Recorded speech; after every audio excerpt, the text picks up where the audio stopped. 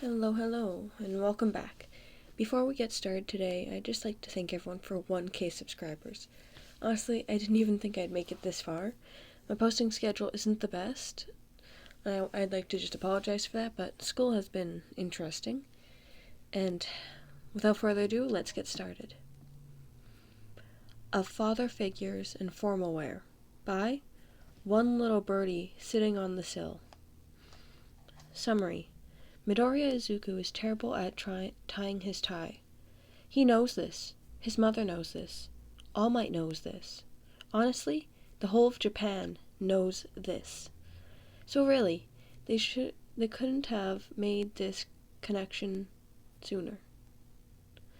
It takes a headband, a black tie, Gala, and a school dance to figure out why every villain is so damn intimidated by him in a suit.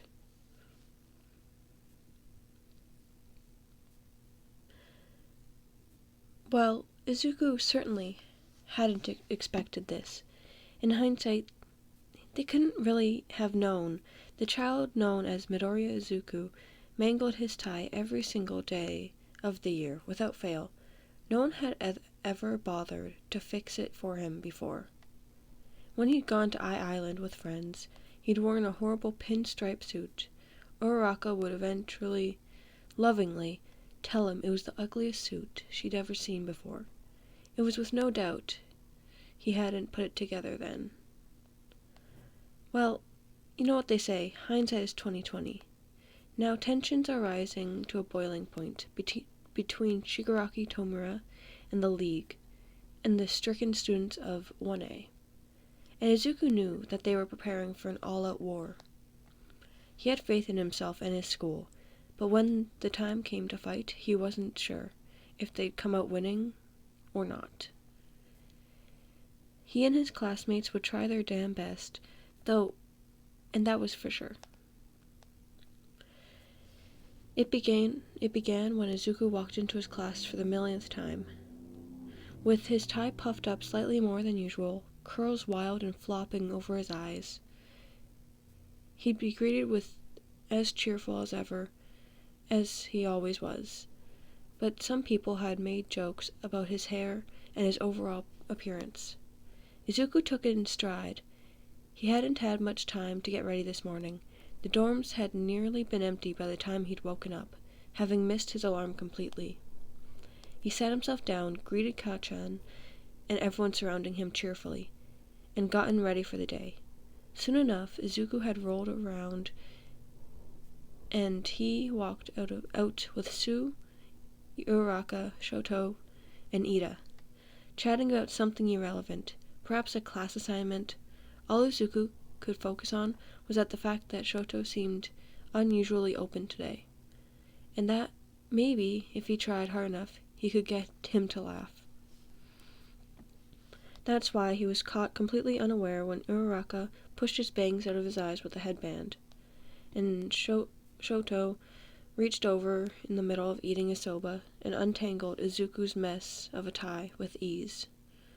Izuku spluttered as Uraraka fiddles with the headband, and Shoto's hand goes around his neck to make sure the tie is even, before seamlessly tying it smoothly and smoothing it down into a well-done knot.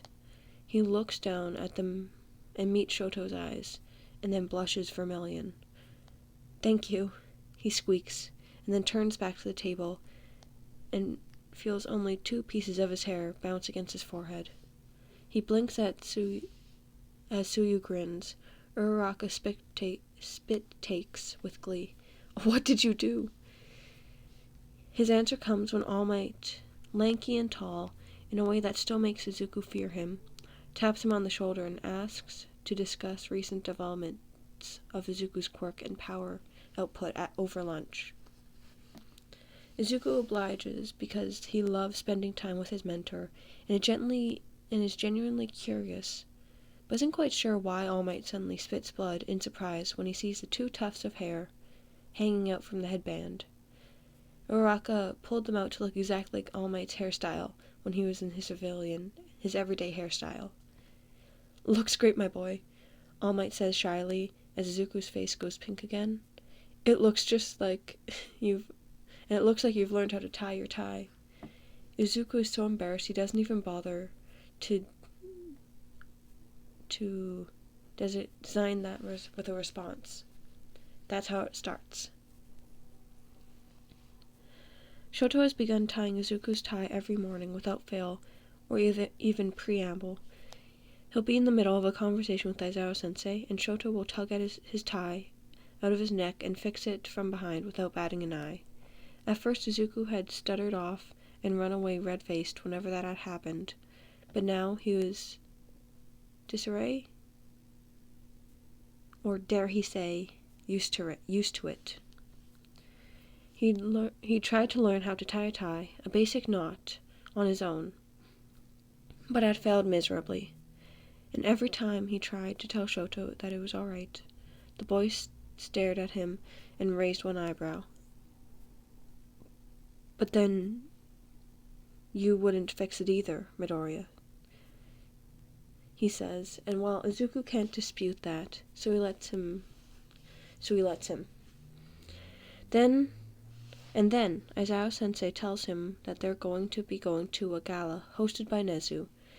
It's a black tie event. The girls blink, the boys make bets to see who's going to look the best, and Izuku despairs, at least until Uraraka elbows him and tells him how many heroes will most likely be there.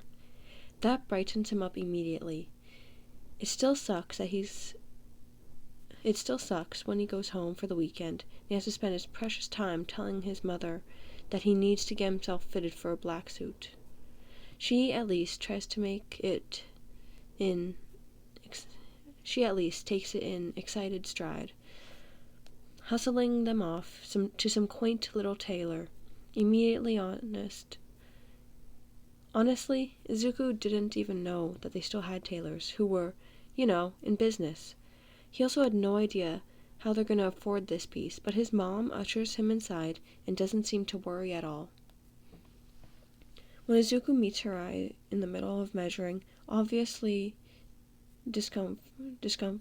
uncomfortable, and a questioning look in his eye, Midoriya Inko merely snickers.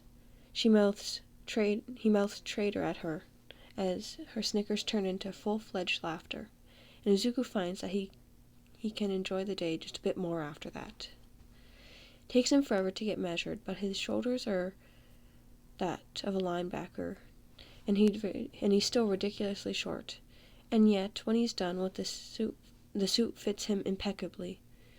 It's not as ill-fitted as the pinstripe suit was, and he actually likes the fact that they got to choose colored undershirts.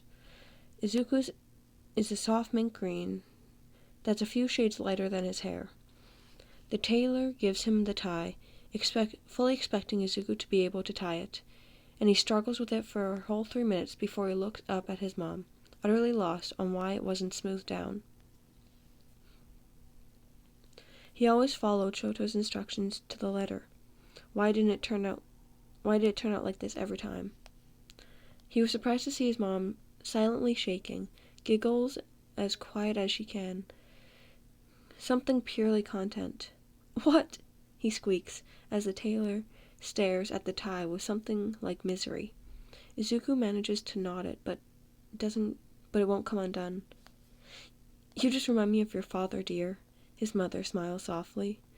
He was as terrible with ties as you were, she says with a chuckle, but she also has no idea how to tie a tie, so it's up to the tailor, huffing but very visibly amused, to tie it. I know how to do it, Izuku mutters hotly as they pay for the suit and Izuku changes in the dressing room. It just never works. Sure, dear, his mother's amused voice says, passing over the top of the stall. Izuku grumbles to himself as she giggles some more. When they get out of the shop, Izuku throws a look back at it with visible distaste, and then turns to his mother, interested. How did you know that store? Your father again, dear, Midoriya Inko says with a bit of a dreamy smile on her face.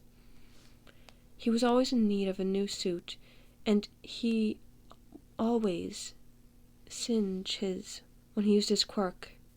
Goodness, he had a cold ones that burned up the entire closet of suits. Like that. She snaps her fingers and shakes her head disbelievingly. I still don't understand how he managed to do it with one sneeze. This being the first Izuku really hears of his father, he's reasonably surprised. Did he have formal wear? Did he have to be in formal wear for his job? Not all the time, but yes, often enough that it is usually. I think it was just a bit of a habit to dress nicely after a while. He must be drooling over all the fancy suits in America, not to mention the wrist watches. She turns to him, eyes alight with fondness and remembrance, still half in her own world. My word, Izuku, that man was obsessed with wrist watches. I could never figure out why, although I suppose he did always value punctuality. I think he just liked the way they looked on his wrist, she says with another giggle. Izuku nods along, curiosity piqued, and then the headband falls out of his hair and he catches it. What's that, dear? I didn't want to say anything, but we didn't buy that. He blushes vermilion, murmuring oh no, because he spent the whole day wearing it and he hadn't even noticed.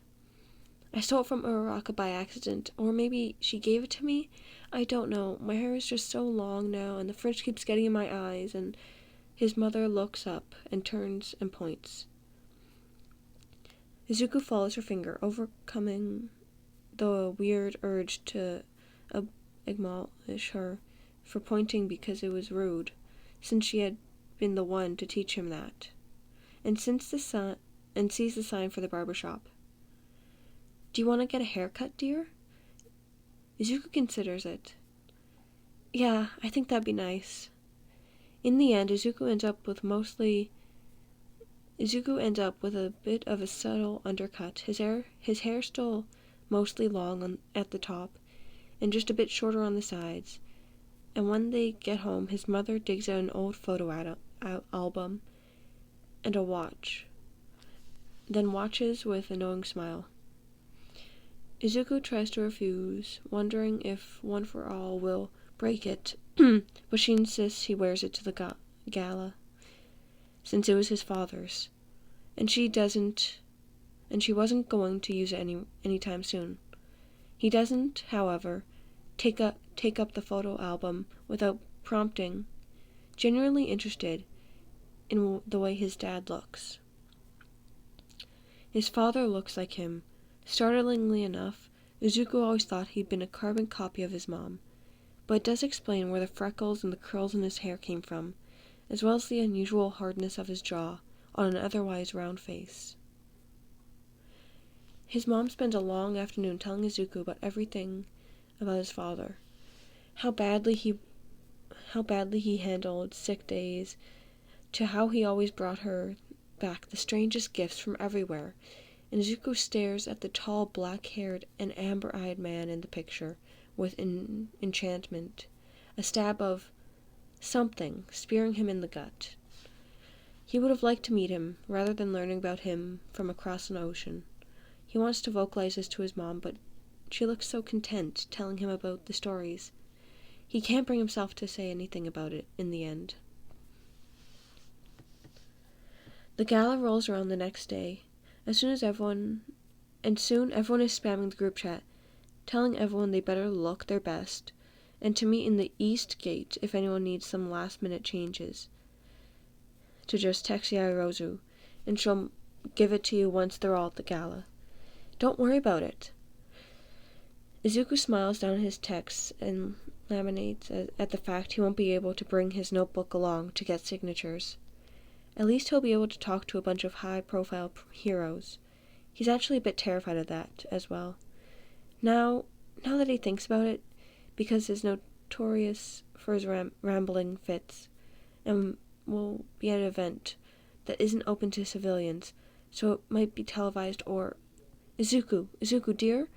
Are you quite all right? Inko's gentle prodding snaps him out of his daze. He turns to her with an apology on his lips, but she merely laughs it off and helps him clip on his watch.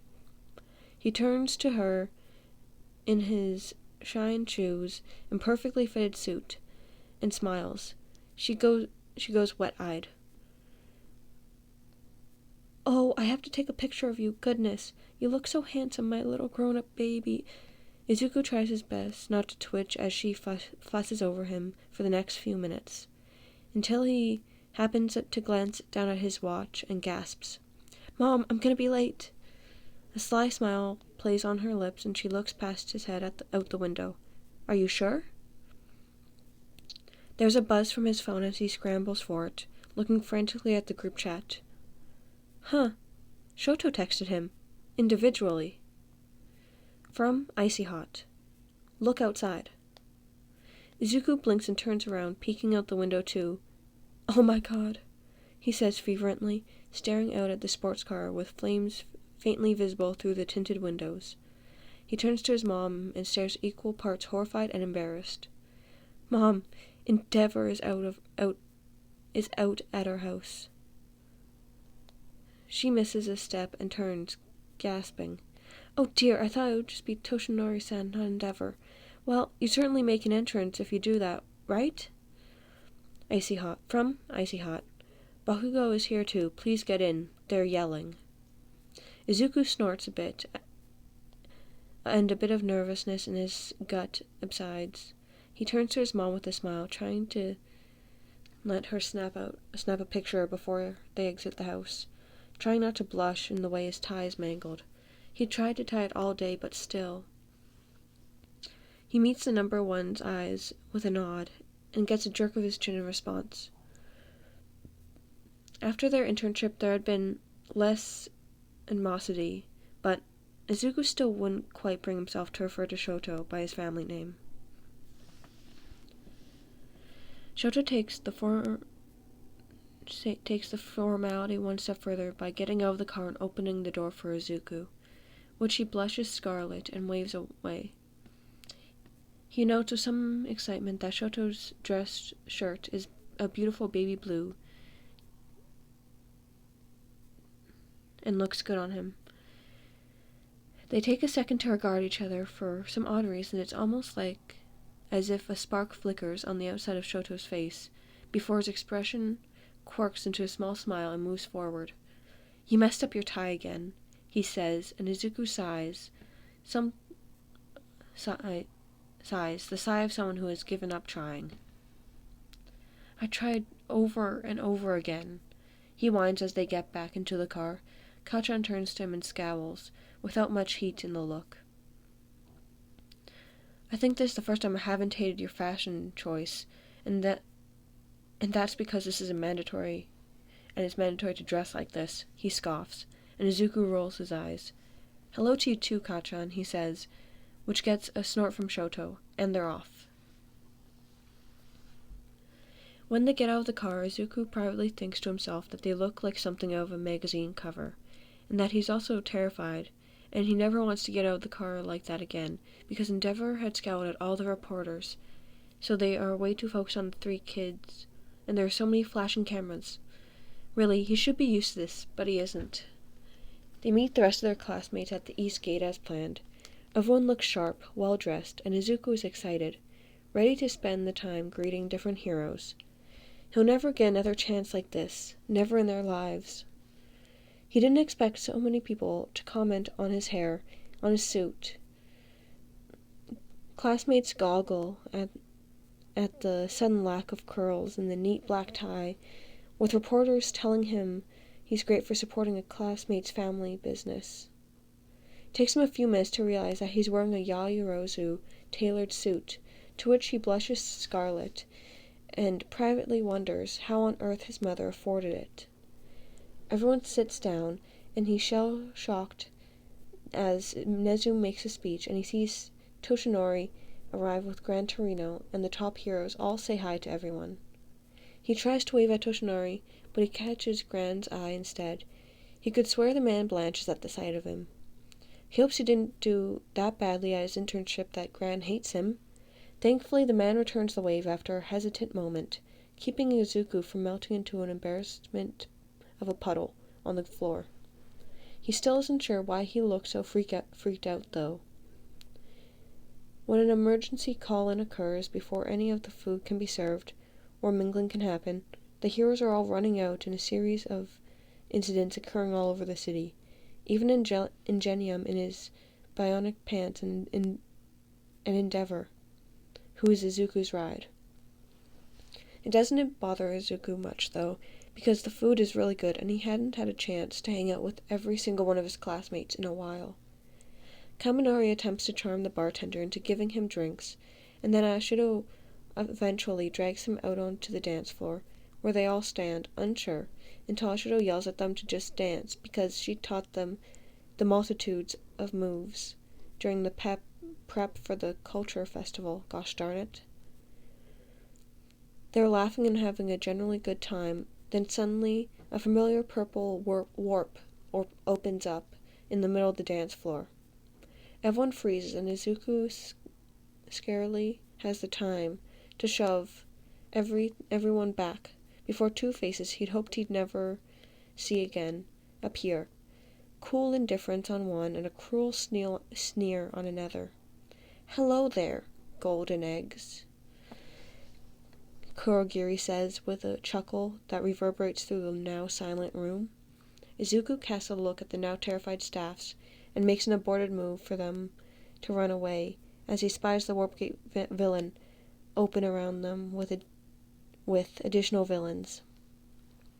From the looks of it, a genuine part of the League, not thugs. "Did you like the distraction? Now that you're here, all by yourselves, we can kill off All Might's legacy once and for all," Shigaraki says with an eerie, wild look in his eyes. "All of you, and then the world will be free." Izuku is angry, so he falls out of his battle-ready stance and stands up straight, shouldering through his classmates and staring down Shigaraki. "Do you really believe that?" he asks, and he's so full of rage that they won't just leave his poor mentor alone, that he and his friends can't even enjoy one outing together, that they have to be hunted like animals, that his voice and tone darkens a few shades, low and humming with power.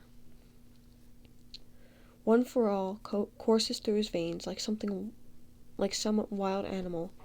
In a snap, full cowl flickers around him, making his eyes glow, and the lighting flick comfortingly about. "Do you think that with us, if you manage to kill everyone without a scratch, All Might's legacy will die?" He stands there, eyes glowing a toxic green, and in a beautifully tailored suit, in front of his terrified and resigned classmates, and raises his arms to them, and meets Shigaraki's eyes. "We are the future, Tomura Shigaraki," and is met with utter fear. He almost stumbles from the severity, how shocked they look. Kurogiri has taken a step back, and Shigaraki's eyes are wide, sneer falling off of his face. Izuku has half the mind to reach out and ask what's wrong with them when he realizes that this is stalling them, and the longer he stalls, the longer Yairo's distress signal will be out there for everyone to hear. "Kurogiri, why does he look?" Izuku looks at them, scared at his confident, enraged air, and decides to do something stupid. "Do you think you can win?" he asks quietly. Very, very quietly. He lets a smirk that he's copied from someone else, that he can't remember, slide onto his face. Self-assured and utterly confident, only making the storm of rage in his eyes more potent. "Come on, Shimura Tenko, tell me." He mocks, and the villain takes a step back. "Kurogiri, why does he look like him?" Shigaraki asks, his eyes blown wide and his voice unsteady. Izuku is about to pass out. "I don't know, young master, but I would suggest we go. He must..." Kurogiri's voice is low, and Shigaraki blanches before jerking his head down in a short nod. And then they disappear. Right back into the warp gate they go, and as they do, so do the villains around them. Izuku stares, unseeing, at the space on the dance floor the warp used to occupy, one for all still flitting through his veins, and then turns to his classmates, shocked. "What the hell was that, Midoriya?" Sero's voices in a space of complete silence, and as pale-faced as the rest of them. Izuku shakes his head, feeling like he might faint. Instead, he turns and throws up all over the expensive seafood he's eaten into the nearest trash can.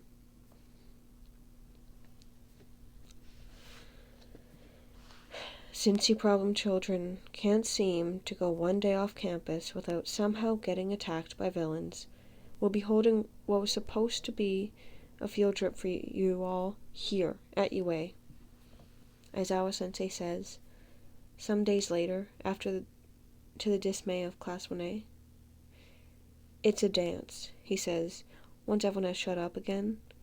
Then there's another uproar because UA was supposed to have a yearly dance already, and everyone had gotten rather depressed about it being cancelled, but now it was being held again, and that was cool, but they'd been ready for the field trip too, so... "Calm down," Aizawa-sensei barks, eyes flashing red as they do. They have 3 days before the school-wide dance, and Izuku is getting caught in the waves of excitement permeating from everyone. Rumor is that one of the gyms has already been repurposed, and everyone knew how large those gyms were. Izuku forgets all about Shigaraki Tomura, which he did not think was an accomplishable feat, and decides to wear the same outfit nearly to the letter, affixing his father's watch on his wrist with careful care, and the only difference is that his tie and his dress shirt. He still can't tie his damn tie, this one deep green, to contrast his white dress shirt, and he wonders distractedly about his father and how he had done it for his job so often if he had the same amount of trouble. Eventually, he just forgoes the tie and throws it over his shoulder, then wanders down the hall looking for Shoto to tie it for him. He runs into Aoyama, who swipes his hair to one side with gel. And with the undercut, it actually doesn't look awful, so he continues. The only remark he gets from Shoto is that he has freckles on his forehead then he ties the tie for him anyway. They head down to the gym together, and Izuku can't help but be excited. It's hectic in the gym. Soon they're all dancing themselves exhausted, and no one, to Izuku's embarrassment, reused their outfit from the last gala. Well, he doesn't quite mind. He's not using the same tie or shirt, and the suit is somewhat cemental to him, even if it's the only two he owns. No one particularly cares, and Uraraka does tell him he looks nice with an airy giggle and a pat to his curls. At one point he sees Shinso and waves cheerily, hoping he's enjoying himself in 1B.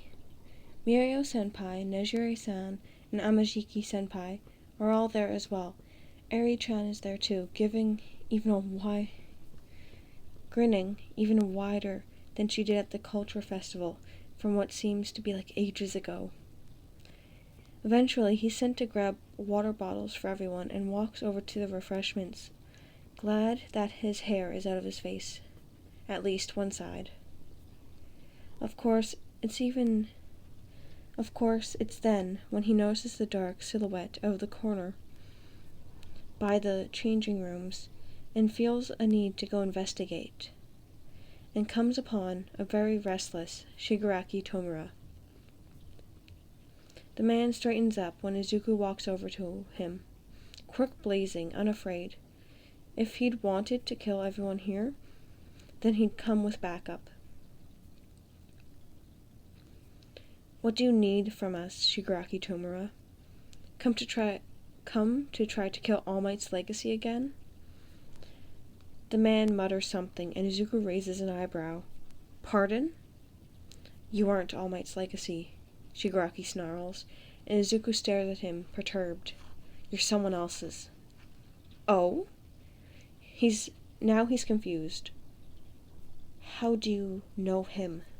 Shigaraki says, clearly disturbed, and Izuku figures that they aren't talking about All Might anymore, unless Shigaraki really has gone off the deep end. Who? Shigaraki's eyes focus on the watch, and his scowl deepens. Somehow, this is the most confused Izuku has ever seen the man. Him!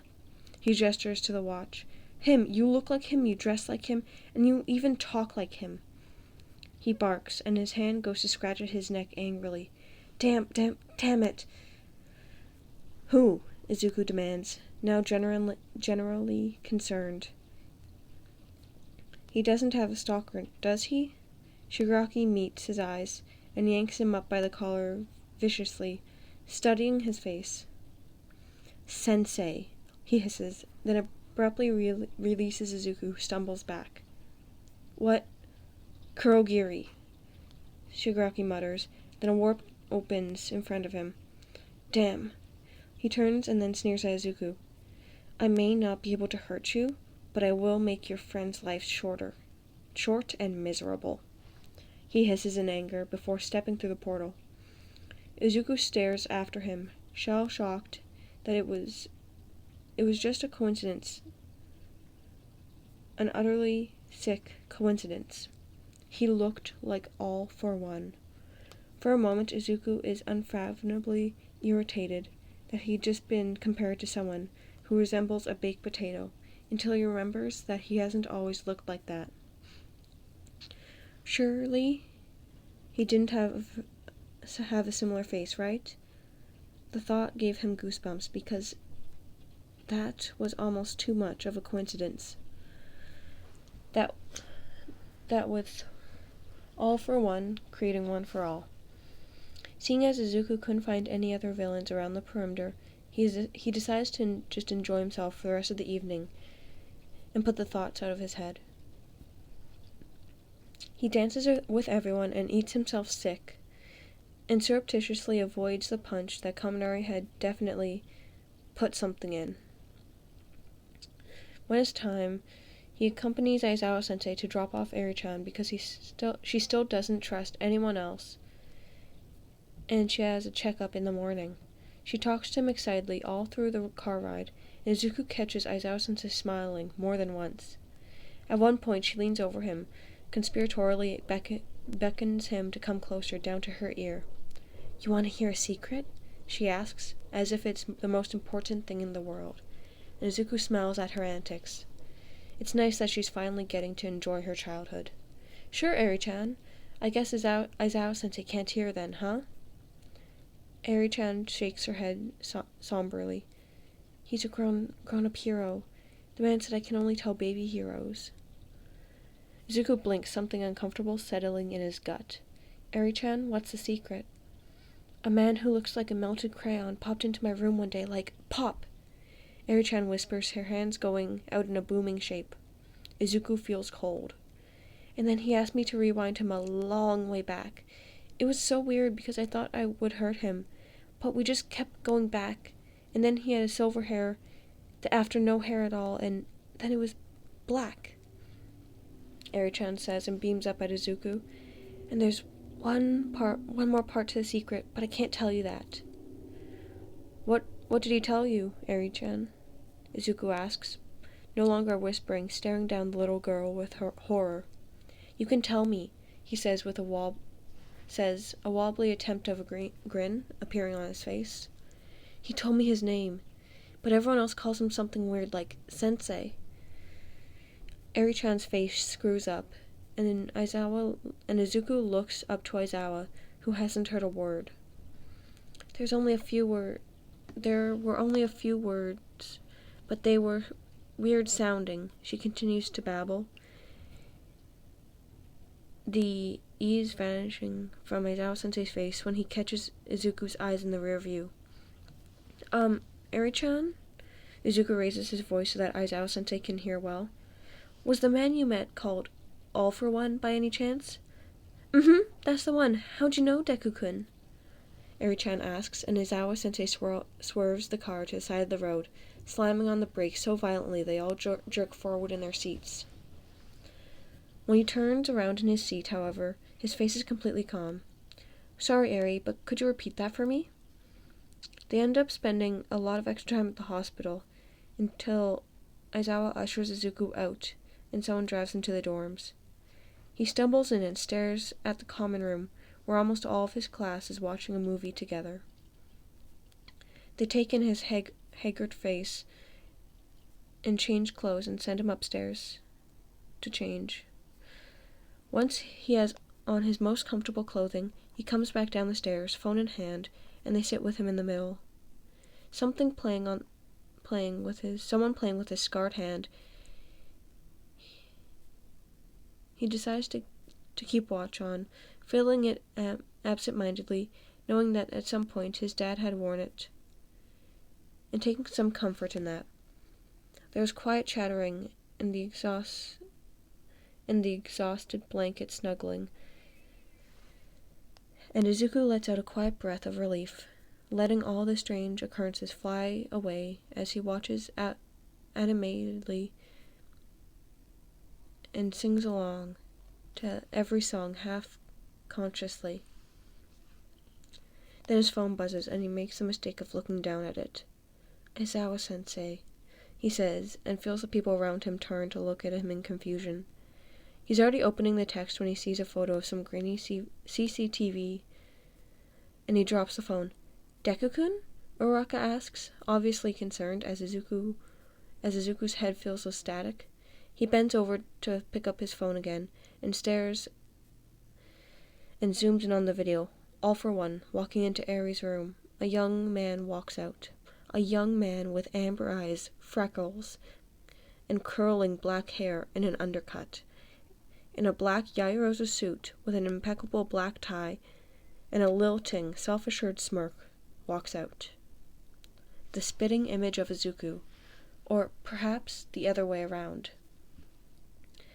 As if he's daring the cameras to do something, he turns around and looks straight up, bringing his arms out to the side with a grand gesture, palms up. The watch face he's wearing is visible for a split second, a carbon copy of the limited edition Rolex from over 100 years ago Izuku was wearing on his own wrist. In walks All for One. Out walks Midoriya Hizashi. Oh dear, Izuku whispers. No wonder people gave me such strange looks in that suit. The end. I thought that one was going to be longer than it was. As you can probably tell from the stumbles and the pronunciation of words, it's been a while since I've done this. Man. Reminder, if you're ever going to do this, keep a glass of water next to you. It is recommended by, most people. Anyway, hope you enjoyed that fanfic. It was... What was it? It was... A Father Figures and Formal Wear by One Little Birdie Sitting on the Sill. Read by The Viridian Ghost. Thank you guys again for 1K subscribers. I'll see you guys in the next video. Bye.